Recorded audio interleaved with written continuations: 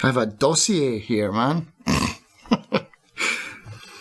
Are you ready, counselor? I'm ready, yeah. Let's go to trial.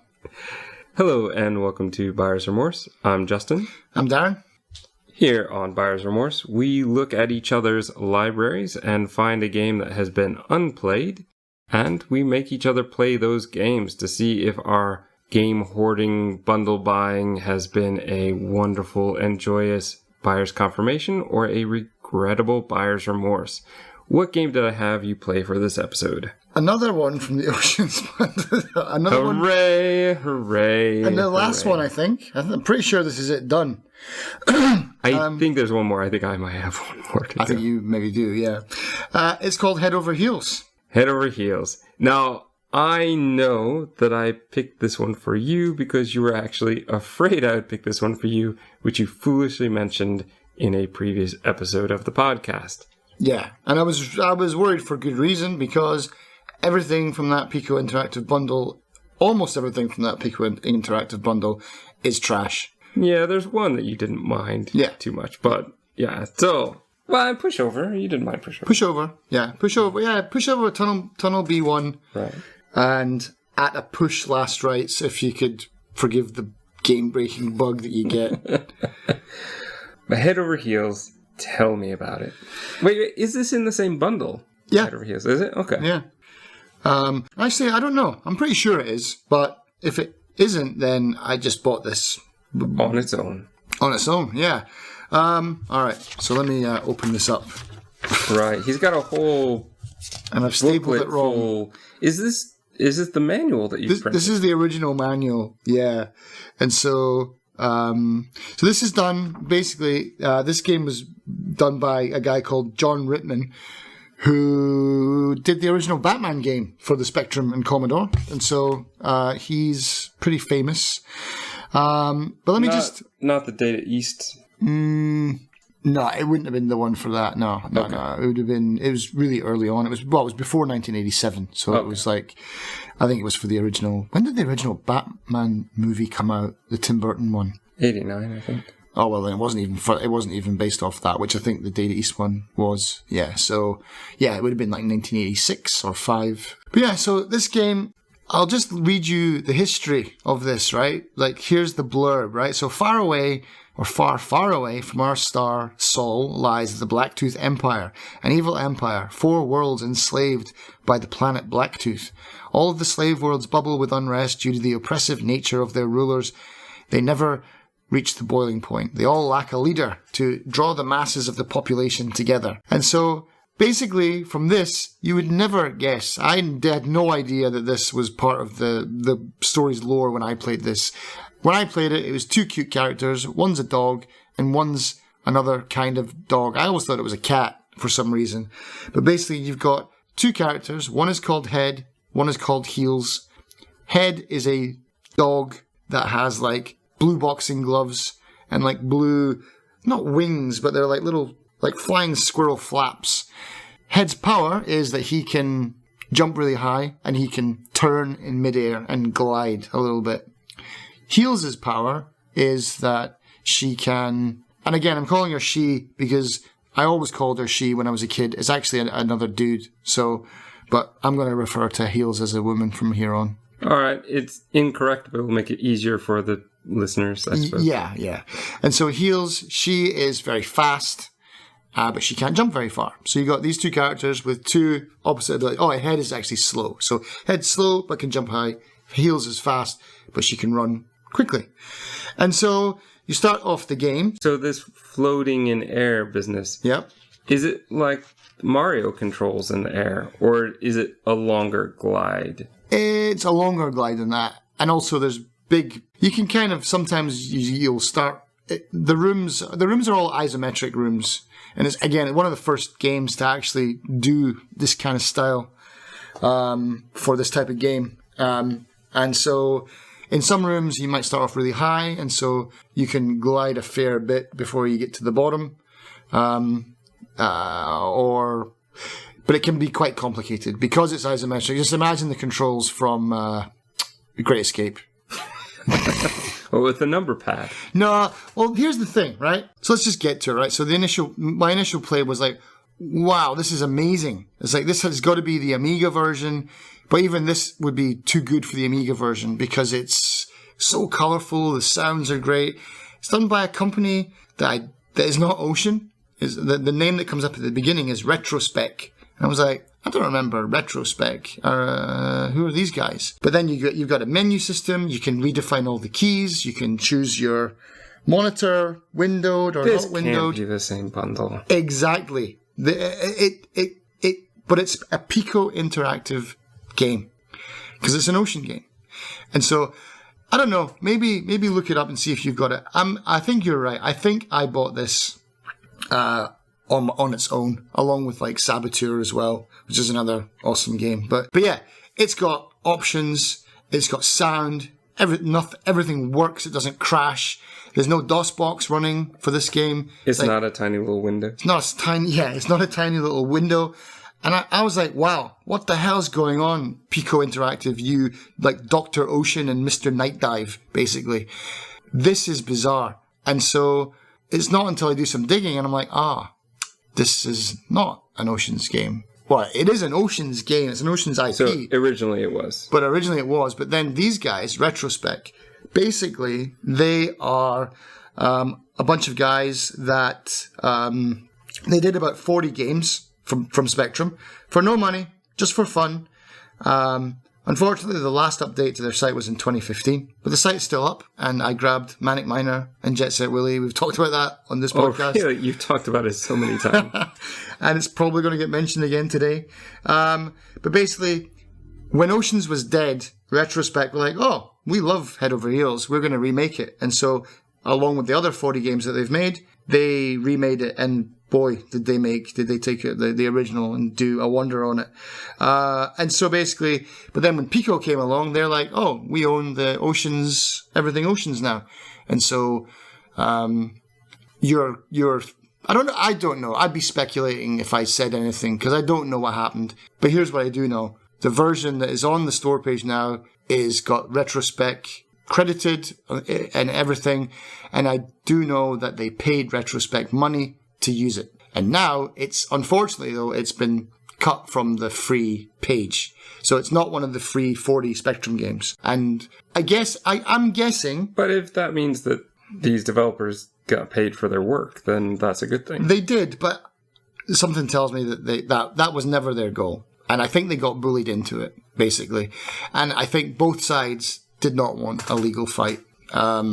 And so, because why? I mean, if you came along to me and said, "Oh, I own this IP," you would just take it. Or, I guess what they knew was, well, if we release the original, then they can keep this. We have to buy this because the original is not as good as this. This is amazing. And so they eventually came to some kind of settlement. Nobody knows what that is. No one will ever know what that is, other than the guys at Retrospec and Piko. But yeah, why would you pay for an IP that you say that you already own? It doesn't make any sense. But yeah, I guess that's it. And to be honest, Piko are much better off. It's the only good thing that they've done. But I just don't like this company, man. The more I play their releases, I even checked their website. They seem to be like this nostalgia pusher kind of company, that they just buying up old IPs, no matter how garbage they are, just buying them all up, and then they're doing nothing really to bring them into 2020. They're just like, they buy it, they get it pushed out of the door with minimal effort onto a Steam page, broken, buggy, messy, small screens, no options, just exactly what you said in the beginning. Like, this can't be part of the Ocean's bundle. You know, I don't know. This whole thing, it's like, imagine someone bought the rights to, like, I don't know, Manos, and said, oh, okay, Mystery Science Theater, we own that now, you got to start paying us. It's like, it's not right. I don't like Piko anymore. Well, I never have, but anyway, enough politics about this, whatever. So, blah, blah, blah, blah. Retrospec, if you're listening, which you're not, but thank you, because this game is incredible. You did such a good job. I'd like to think that they moved on to making other games. Maybe they're working for companies. Like I said, they haven't updated the site in 5 years, so hopefully they're all off doing, other projects, or, yeah, they're in other studios and stuff now. Who knows? You start off with your two characters. You can switch between the two. And so some rooms are more... Also, they start off in a cell and there's a wall between them so they can't talk to each other or like move with each other. So Head gets on a teleporter. Don't know why there's a teleporter in their prison, but there is. And Heads goes off and he does his side of the castle. Heels can get on her teleporter and she goes off and does her side of the castle. And basically as a kid, I think I escaped the castle, but then that's just the very tip of the iceberg. You just got to get out of the castle, and then there's like these 4 worlds to liberate. So you've got like Egyptian land, Book World, the penitentiary, Safari. You've got a moon base, which is kind of like the main, I don't know, like the kind of central hub, I guess, that you can teleport to all these other worlds. And in those worlds, your object is to find a crown. Once you find that crown, then you liberate the world. How did you find out about this? Because you didn't beat the game in an hour, did you? No. And so, well, yeah, there's the thing, right? So I played it. Oh, another good thing about this is it has a save system, which is very, very welcome. Because you do get a lot of lives. You start off with like 10 lives each for each character. But you can rip through them pretty easily. Obviously, it's an isometric game. And so that can be a bit of a weird thing to take control of because it's a puzzle platformer isometric game, which is not ideal. And the jumping is pixel perfect. Like if you don't, everything's on a grid and it's square by square and you've got to be pretty much lined up. It can be a bit frustrating. Yeah. Did you get to the point where, did you beat the castle in your hour? I guess so. I don't know. I'll have to explain that at the end. Okay. Well, here's why I bring it up. Yeah. Maybe I should just get that out of the way. This sounds very much like one of my favorite puzzle platform games from the past, which was called Lost Vikings. Did you ever play that? No. So Lost Vikings is a brilliant game. It's cartoonish. Each of the 3 characters has different abilities, kind of like what you're describing here. You have the character that can run and headbutt into walls, specific walls, to knock them. There's another guy who's got a shield who can block, but he can also use the shield to float down.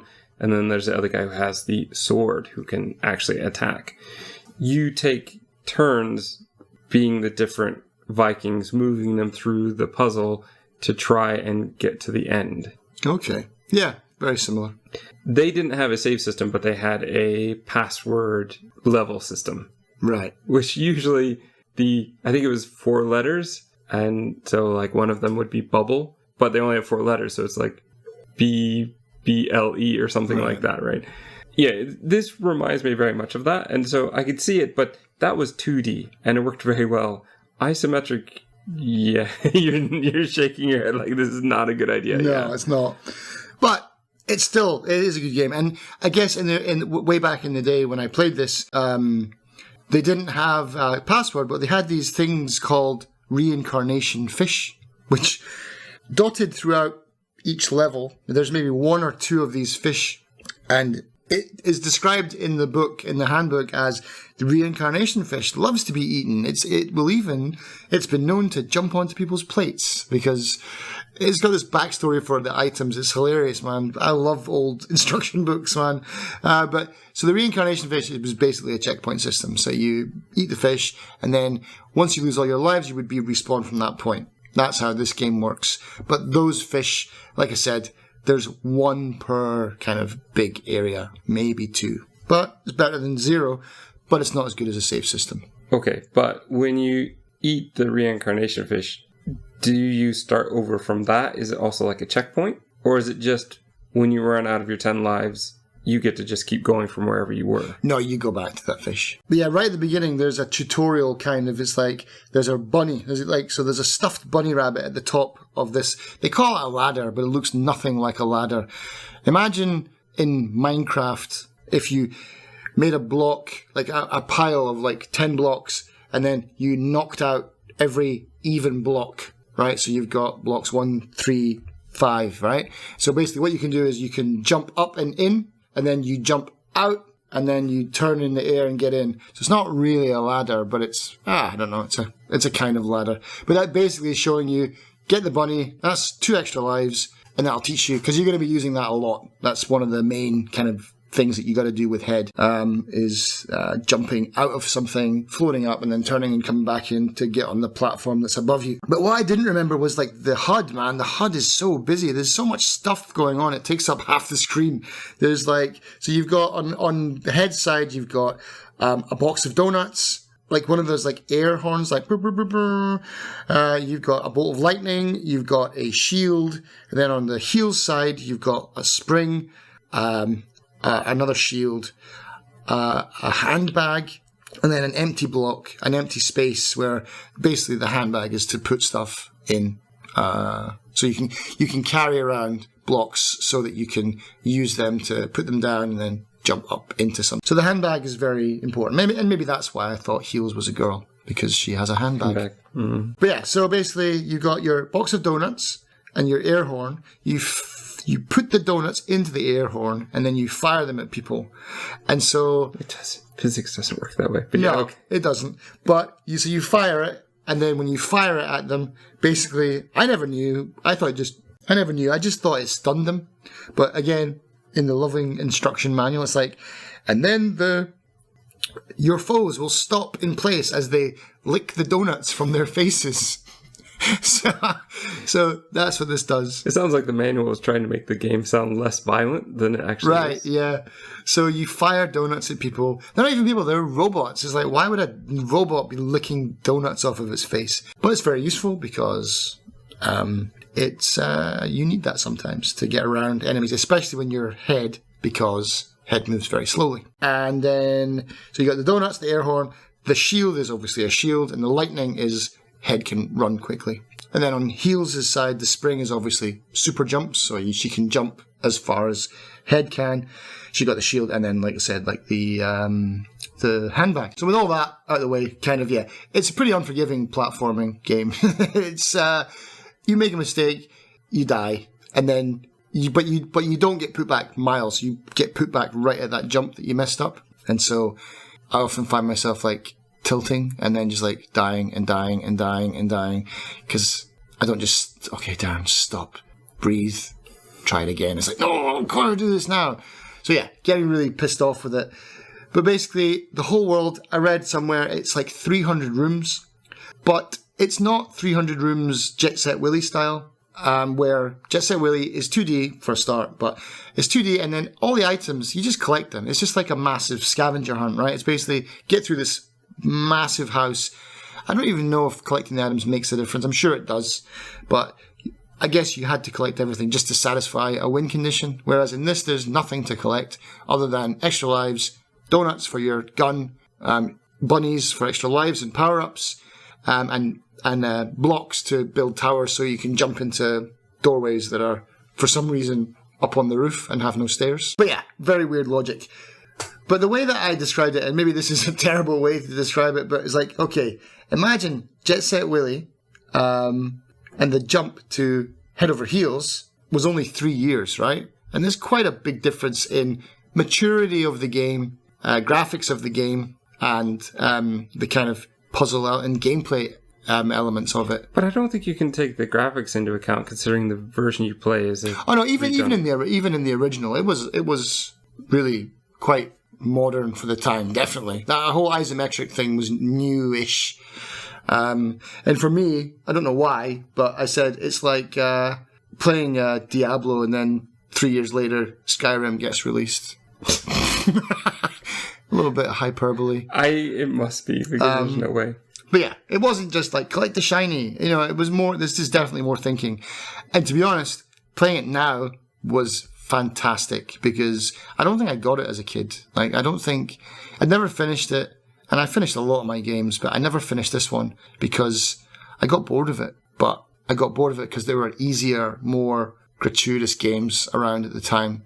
And this is definitely a game that I enjoy playing much, much more now. And especially since it's got its facelift, it's infinitely better now to play. But yeah, imagine it's like basically a really complex escape room kind of game where you get your characters, and like I said, so each of them has like their own style of play. But one of the really cool things about this game is once you get them into the market, which is outside of the castle, you can meet them up together. And then you can place head on top of heels, and then you can control them both together at the same time. So now you've got a character that can run fast and can jump high and glide. So it's like you combine them together and then they can do everything together. But then once you get to certain rooms, you're like, oh, you have to shit, separate, right? I can't do this. And so you got to separate them, and then you got to kind of send heels this way, send head the other way, and then get them to come back together. Because is there a good indicator, like an obstacle that only head can glide over so that you know which side to go to? Exactly. So it's like, remember what I said about the ladder in inverted commas. So once you see that in a room, you're like, well, heels can't do that because she can't glide, and it's only one block high, so it can only fit head. Also, there's this weird system where, because I think they got to a point where like, well, how do we show that only heels can do something? Because that would be really boring, because it would just be like one block jumps, it doesn't really matter. And then they came up with this idea, hush puppies. And what a hush puppy is, not a shoe, but... It's food. Is it? Yeah. Oh, okay. You'll have to tell me about that later.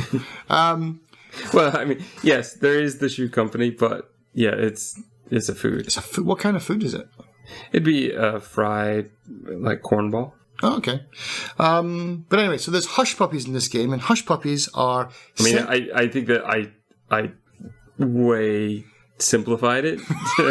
We'll have to look it up properly, because I know that anybody who knows what they actually are is like yelling at me right now. Yeah, that's not... Yeah, I think some people take them very seriously. Oh. But it was not something that was common where I grew up. Okay. Yeah, I never heard of it. Definitely not. No hush puppies in Scotland. If you said you ate hush puppies, it'd be like, what? You eat shoes? But yeah, so hush puppies are sentient stairs, which are dogs that are sleeping, and they sleep forever in the book, in the instruction book. They sleep forever, and then they make stairs up to places where heels can go. But if head walks in the room, they disappear for some reason. And in the instruction book, it says they're very shy. What? Okay. But only around certain characters. Yeah. I mean, they're both on a mission. And they're both very cute. They're spies. They're the most adorable spies you've ever seen. I mean, just come on, look at that picture. How cute are those spies? Oh, it's upside down. There you go. Ta-da. Cute little spies with, well... Do you get animated cutscenes of any kind? Nah, nothing like that, no. Oh, there's one at the end. I guess you could call it a cutscene. It's not really, but... yeah, so you do that. You combine them, you recombine them. You find a moon base. I never found a moon base as a kid, I don't think. And then that's your hub. And so I found Safari. So you basically... Because there's no map, you know, so you're just wandering around finding teleporters that take you wherever. And so I looked up a map online. The map is very complicated. It's just it's like an isometric map, almost like a 2.5D map that they've drawn out with little arrow lines that connect to each planet and all the teleportations, which way they go. And it's like, it's a web of mess. It's just, what was the word we said in your game, the Autobahn one? Too much chaos. I was saying that a lot now. I like that. Too much chaos. And so I'm like, okay, I found Safari. It looks a bit intimidating. I want to finish the castle first. So I did find a teleport that took me back to the castle. I was like, okay, this is what I have to do first. No, dummy. That's the ending. So I finished the castle, and then there was like a doorway or something, and I was like, okay, I'll send heels in.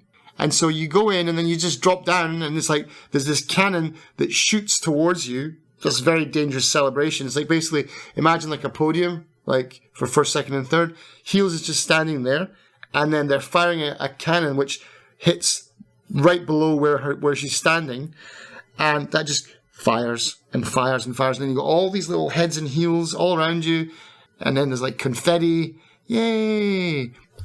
But I can't press any buttons, can't do anything. It's like, oh shit, I've left heads behind, and heels is like, oh, you're the winner.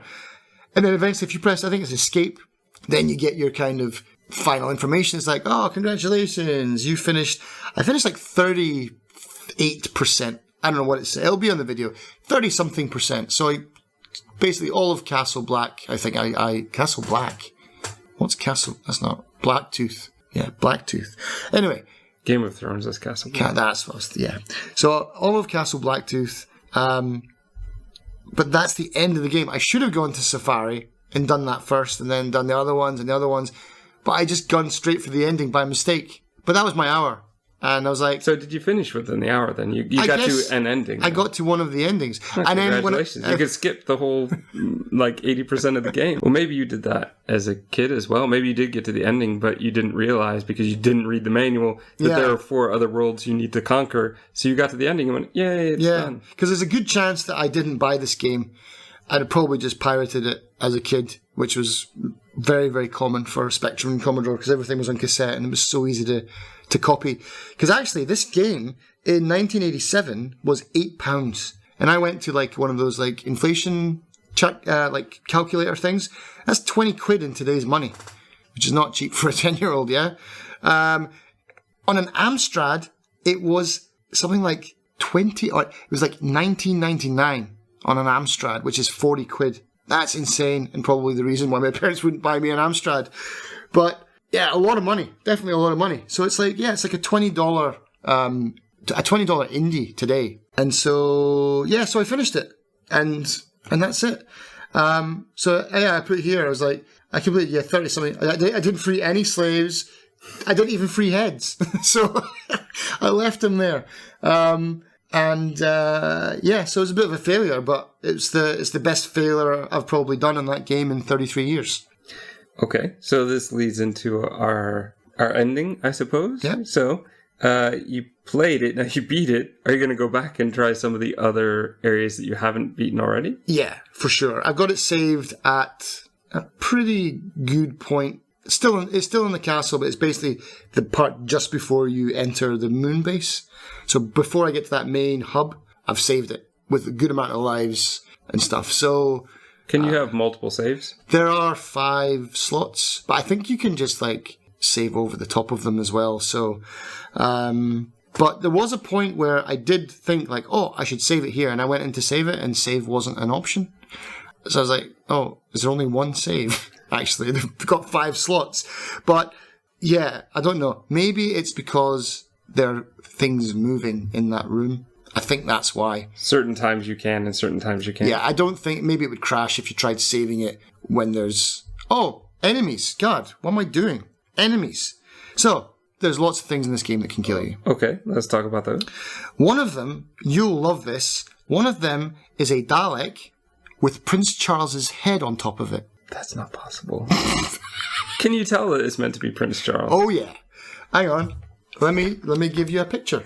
There he is right there. He's on the cover. Oh, yeah, okay. Yeah. Yeah, it's very Dalek-ish with... He's got very big ears in the game. Yeah. Did you ever see the program Spitting Image from the UK? The only real encounter I think I had with that one was they did a song? Video for Genesis, I think it was. Land of Confusion. Yeah. So, yeah, very, very Spitting Image.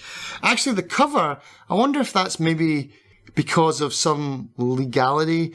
In the game, they're round. And on this cover, they're square. In the game, they're round and they've got like the little sticky out arm rays and stuff. They're definitely Daleks. But yeah, Prince Charles's head on top. Why? Who knows? Who the hell knows? But you've got Daleks, you've got these little weird, I don't know what you could describe that as, it looks like an onion with a helicopter on top of its head. You've got, obviously just like kind of robots, like almost like Cylons. You've got, well, what other sci-fi reference could they have? Yeah, exactly. But yeah, so you've got a whole bunch of things that can kill you as well. And the way that they move around in each room, which is not very big, is random. And some of them just move around randomly. Some move directly towards you. And so heals can run a bit quicker. So if she runs this way, it'll try and follow her this way. If you can get far enough away, it'll cut down, and then you got to try and like outmaneuver them just by running back and forward until you can get around them.